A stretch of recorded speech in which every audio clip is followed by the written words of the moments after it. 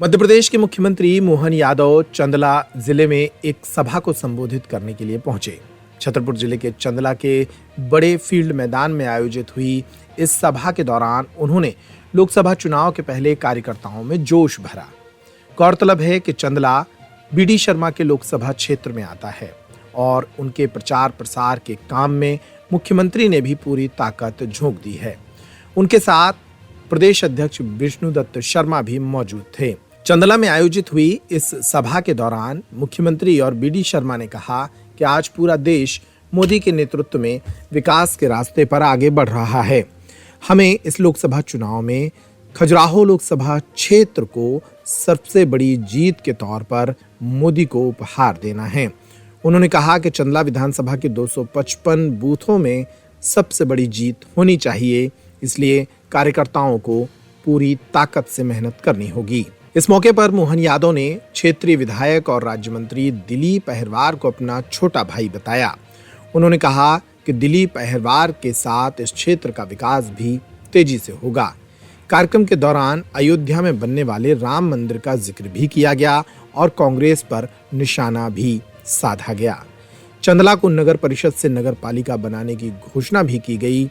गौरेहार और सरवई में जल्द ही नगर परिषद बनाने की बात कही गई। उन्होंने कहा कि चुनाव आयोग के निर्देश पर फिलहाल आचार संहिता लागू है। आचार संहिता खत्म होने के बाद वे इस क्षेत्र के विकास में नए आयाम शामिल करेंगे। उन्होंने खजुराहो में आयुर्वेदिक मेडिकल कॉलेज खुलवाने की घोषणा भी की। आप लाइन से बताओ, टाइम तो बहुत कम है, लेकिन बोल रहा हूं क्योंकि दिलीप ने कुछ मांग रख दी। यद्यपि अभी हमारा चुनाव का समय चल रहा है, लेकिन आपने इतने प्रेम से अभिनंदन किया है और इतने प्रेम से बुलाया है कि ना करने की इच्छा ही नहीं हो। आज तो इच्छा कर रही है।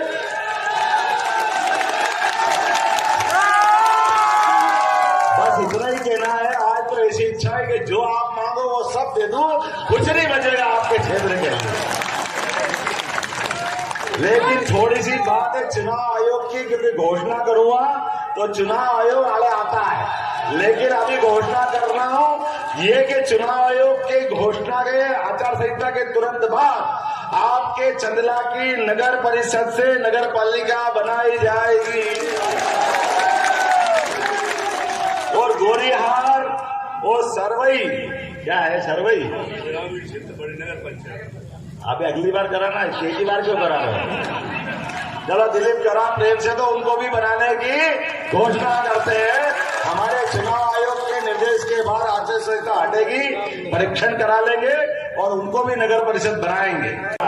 हमारी सरकार आपने बनाई, इस चंदला की विधानसभा में बताया गया कि सभी बूथ से जीते। जोरदार ताली बजाओ, मैं आपको धन्यवाद अदा करता हूं आपके उस बड़े काम के लिए।